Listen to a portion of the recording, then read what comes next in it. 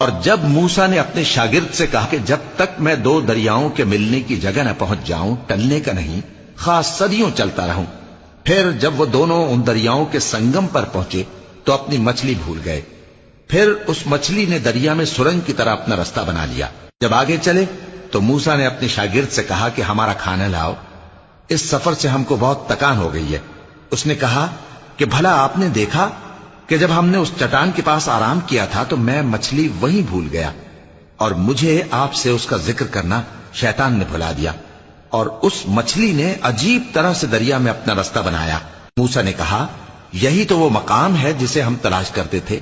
تو وہ اپنے پاؤں کے نشان دیکھتے دیکھتے لوٹ گئے۔ وہاں انہوں نے ہمارے بندوں میں سے ایک بندہ دیکھا جس کو ہم نے اپنے ہاتھ سے رحمت خاص سے نوازا تھا اور اپنے پاس سے ایک خاص علم بخشا تھا۔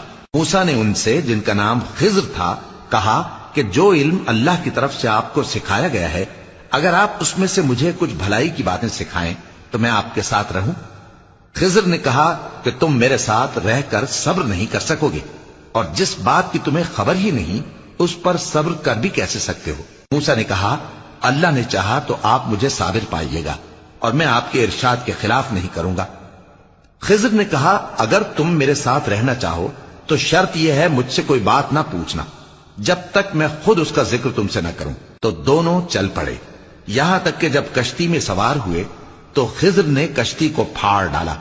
موسیٰ نے کہا کیا آپ نے اس کو اس لیے پھاڑا ہے کہ سواروں کو غرق کر دی؟ یہ تو آپ نے بڑی عجیب بات کی۔ خضر نے کہا کیا میں نے نہیں کہا تھا کہ تم میرے ساتھ صبر نہ کر سکو گے؟ موسیٰ نے کہا کہ جو بھول مجھ سے ہوئی اس پر مواخذہ نہ کیجیے۔